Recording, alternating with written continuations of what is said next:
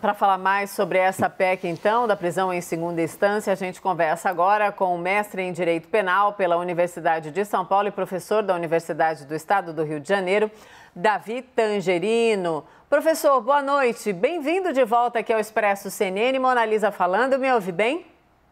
Ouço bem, sim. Boa noite. Um prazer estar aqui. Prazer é todo meu. Professor, estamos falando aí de algo que ficou na espera por 2 anos, aí uma expectativa protocolada ali de relatório em setembro.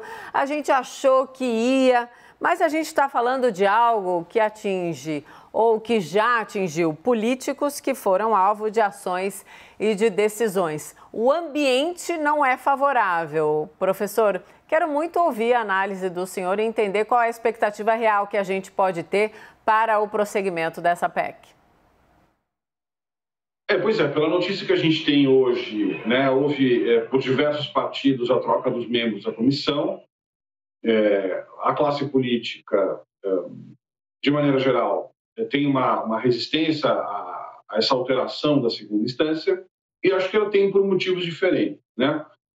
Existe um ângulo aí de autopreservação, né? Até por conta de lei de ficha limpa, etc. Mas também há um grupo de críticos a ideia da necessidade de se brigar com o texto constitucional para uma medida que, no fim, tem um grande apelo simbólico, né? Animado aí por um certo mito de que a existência de instâncias superiores leva a um grande número de prescrição, a uma grande quantidade de impunidade, quando não há uma verificação empírica nesse sentido, né? Então, esses dois grupos somados talvez traduzam o porquê de essa PEC ter sofrido esse viés dentro da comissão específica para esse fim. O senhor acredita que há ambiente para que ela seja tocada nas expectativas aí do relator ou não? Aparentemente não, né? Quem troca os membros da comissão são as lideranças partidárias, e, portanto, ainda que isso depois vá a plenário, sem esses partidos que compõem a maioria da Câmara, a PEC não será aprovada. Agora, o custo político de se levar a plenário é bastante maior, né?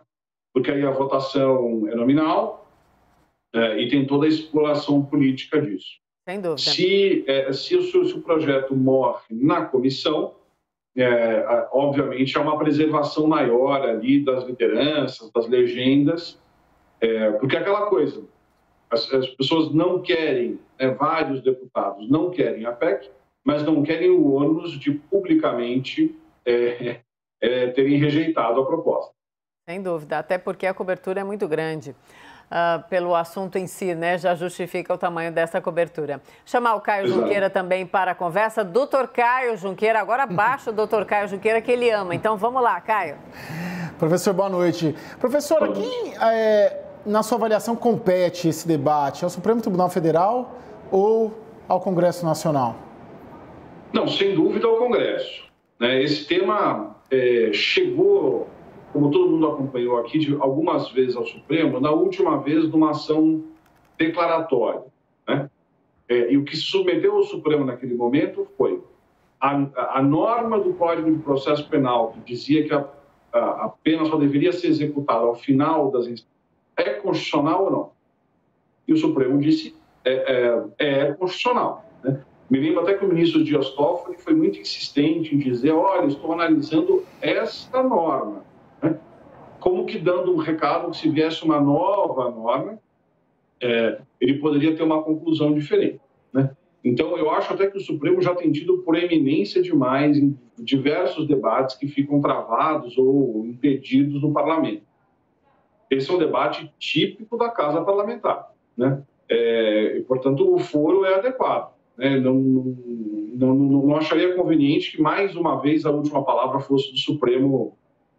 Veja, a última palavra, claro, do controle de legalidade será sempre do Supremo, mas da conveniência da adoção desse modelo ou não, essa é uma briga que o parlamento tem que cumprir de maneira transparente e arcar com as consequências políticas disso. Sim, professor, a gente vê então essa manobra aí que muitos atribuem, né? Até o próprio relator falou a manobra do Centrão e esse poder do Centrão, né? No atual momento, eu sei que essa também é uma análise da conjuntura política, mas como as coisas estão misturadas, porque é uma casa política, qual que é o risco então de não se apreciar um tema como esse? Para essas próprias pessoas que se sentem mais alvo, vamos dizer assim? Veja, vivemos tempos em que as decisões políticas andam tão graves, né, tão escandalosas. Então, nós temos garimpo na Amazônia, nós temos rejeição de vacina, cada dia um escândalo novo. E, portanto, mais uma gota nesse noticiário, seja de quem defende, seja quem rejeita a PEC, acredito que a diferença não seja muito significativa, né? Insisto, se vai ao plenário e há um voto nominal, aí sim há uma exploração mais individualizada dos partidos, né? Mas aprovamos a PEC do calote, quer dizer, com alguma franqueza aqui, não consigo mais pensar um tema que efetivamente vai revoltar as pessoas, né? Cada dia é um absurdo novo. Sim, eu gosto muito de conversar com o senhor, porque a sinceridade é sinônimo de entrevista com o professor Tangerino. Caio, por favor, chega de novo. Renata Agostini. Então, Renata, que bom estar na conversa também. Renata, obrigada.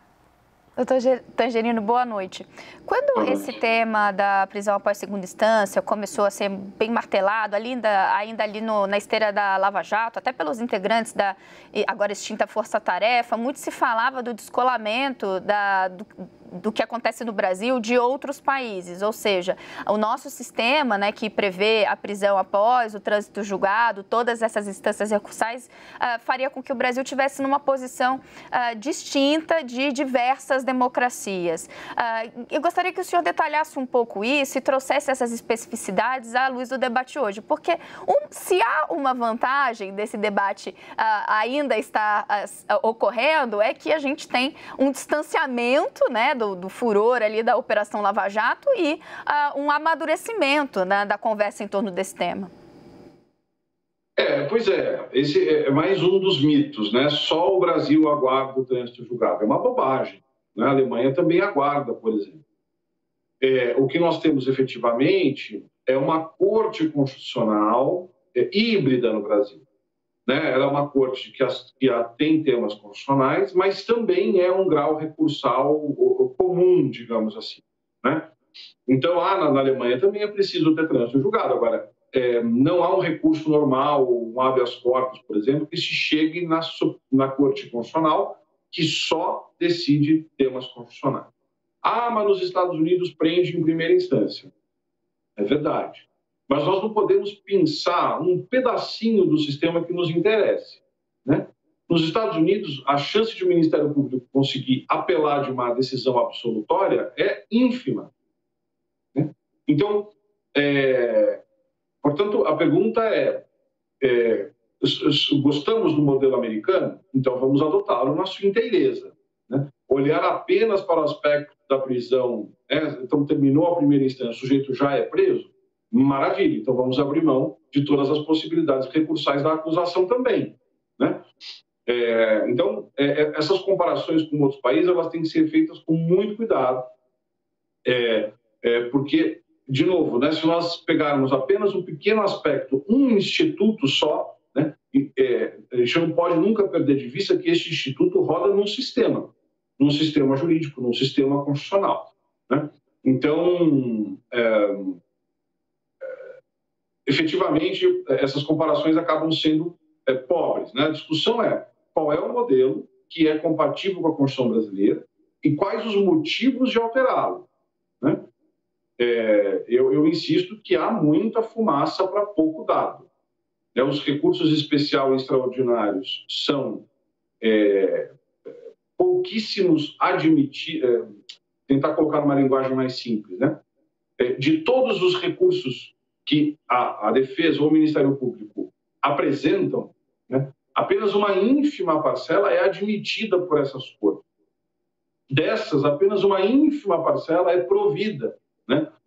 Portanto, houve alteração, há prescrição, houve alteração no pacote do Moro sobre a prescrição, né?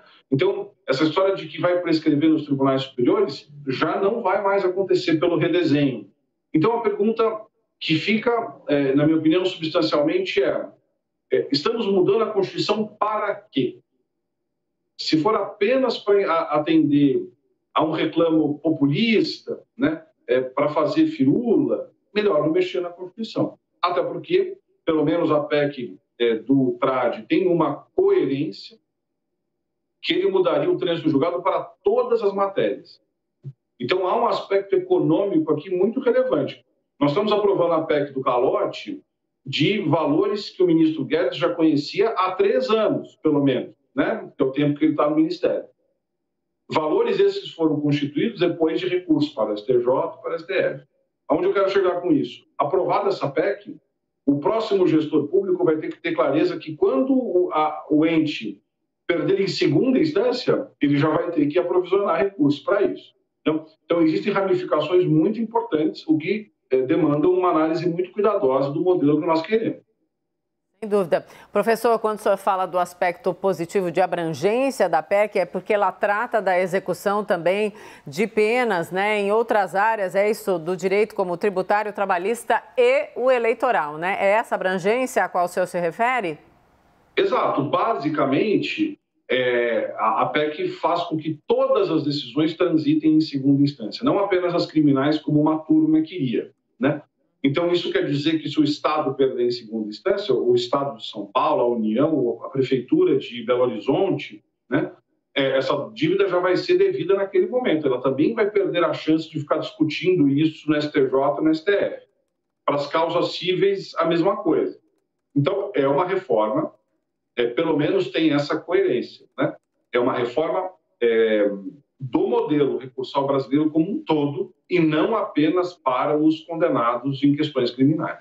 Mas que, pelo visto, vai continuar na gaveta, né? Professor Davi Tangerino, muito obrigada pelo papo, pela aula. Até uma próxima oportunidade. Boa noite ao senhor.